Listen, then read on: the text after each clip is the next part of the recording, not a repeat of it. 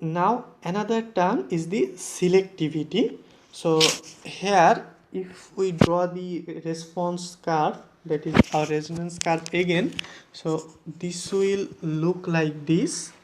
This is called the bandwidth, and you probably know that half power point or 0.707 of maximum value, since it is the characteristics of current, so I max, this is our 3 dB point. We also call this 3 dB because in decibel it comes to -3.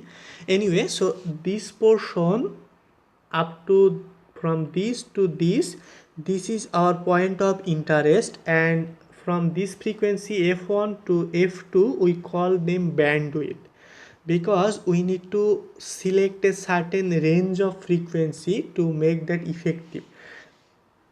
For a television receiver, let's say we want to tune our receiver to this certain frequency fs, but we can't strictly say that you need to tune it at exact frequency. You may be closer to this frequency, like here or here.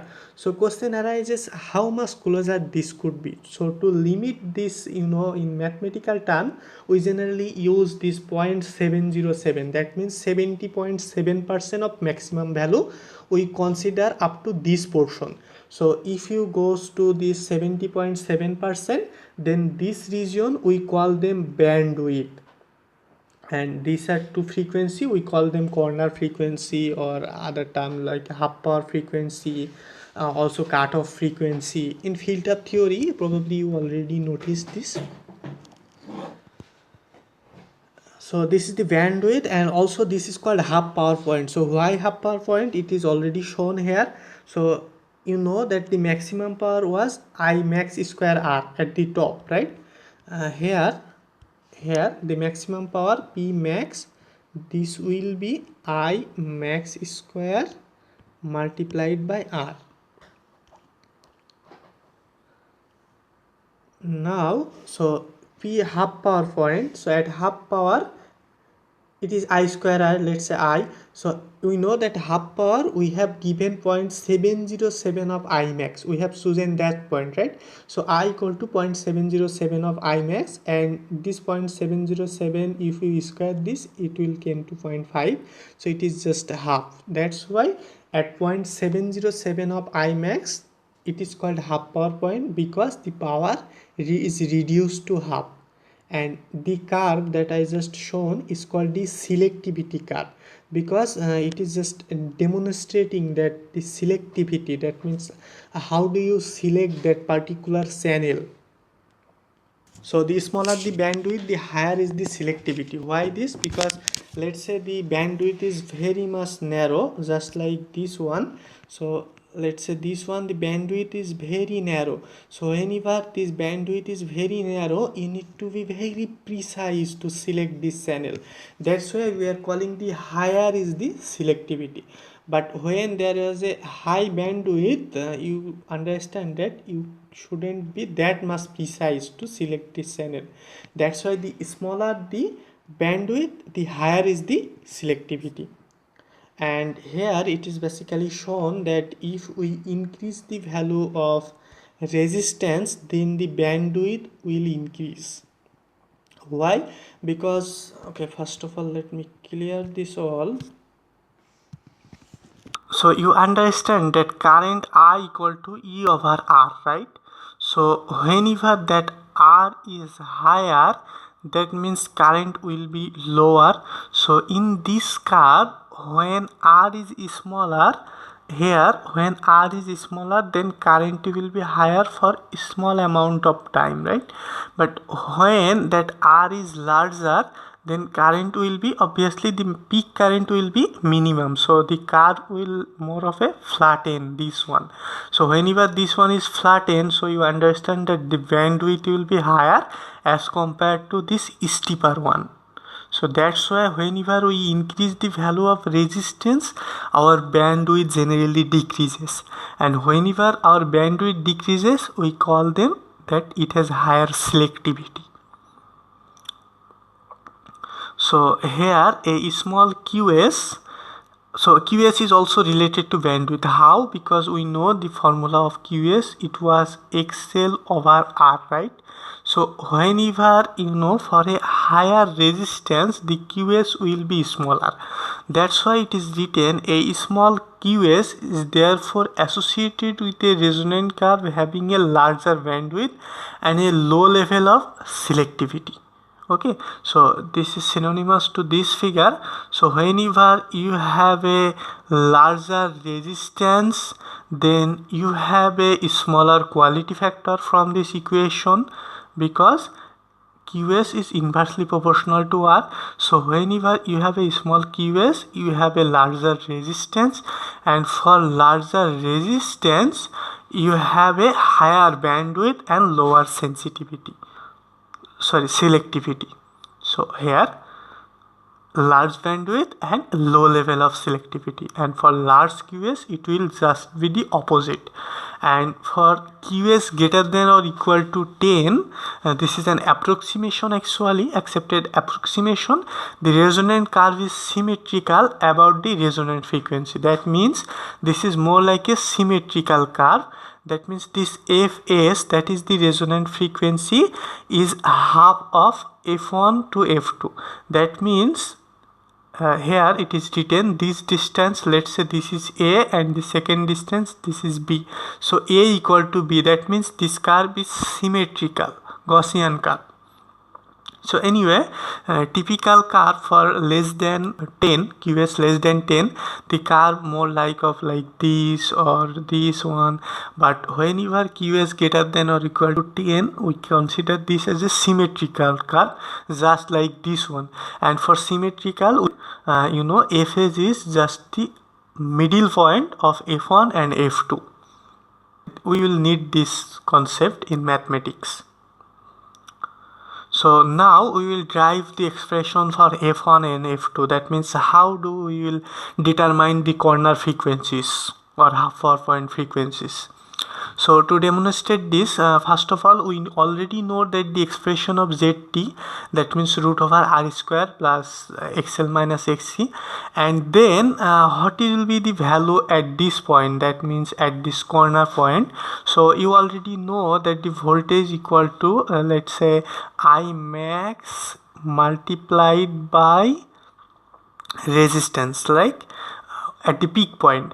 And at corner point we already defined this as 0.707 I max, right? Current is equal to 0.707 I max, we already defined. So for mathematical comparison, obviously then this R will be 1 over 0.707, 1 over 0.707 R, so that this 0.07 will be cancelled on another, since the voltage is constant. So anyway, I can say that at this corner point the resistance or the impedance will be 1 over 0.707 of our previous impedance. So 1 over 0.707 is basically root 2. That means we can write that at corner point, that means at this 0.707 point, our expression will be Zt, that will be root over 2 multiplied by our resistance. That's why this expression came. Let me clear my board.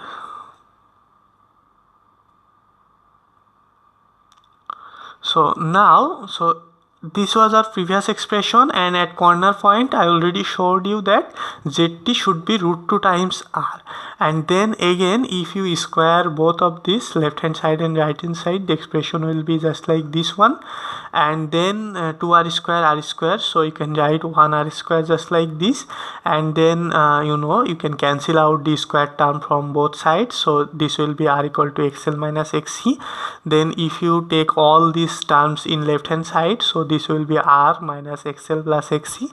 And then you already know that XL equal to omega L, X equal to 1 over omega C. And we will derive the expression for two frequency, one is F1 and F2. So first of all, if we consider for F2, then we may write it as omega 2 into L, and similarly this is omega 2 into C. because you know that xl equal to 1 over omega, just omega l. So for this f2 we can write is omega 2 into l. Similarly for f1 we will write it as omega 1 l, just like this.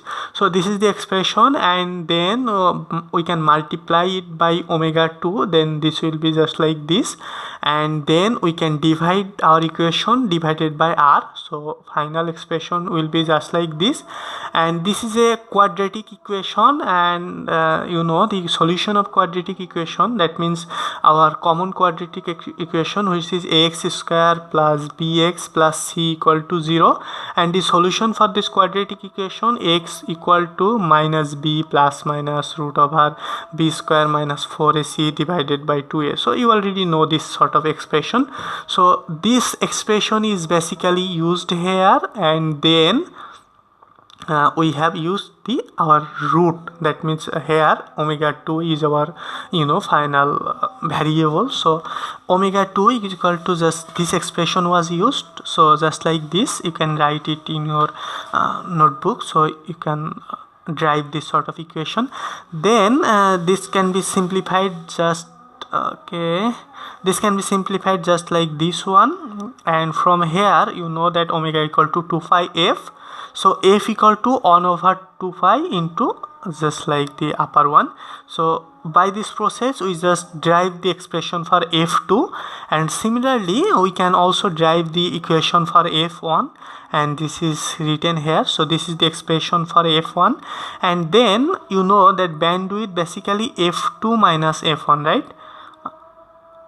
If I show you again, so here this one is our bandwidth, this portion, so we can write it f2 minus f1.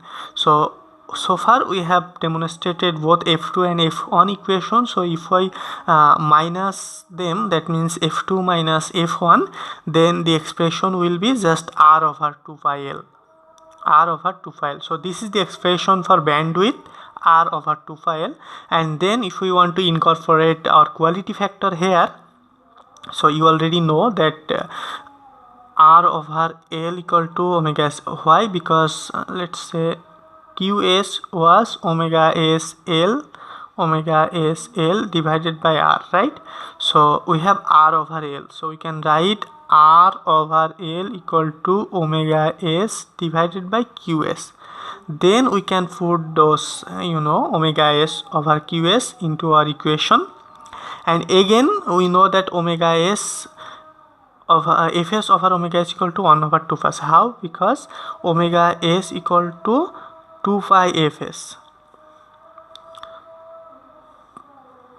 2 pi fs.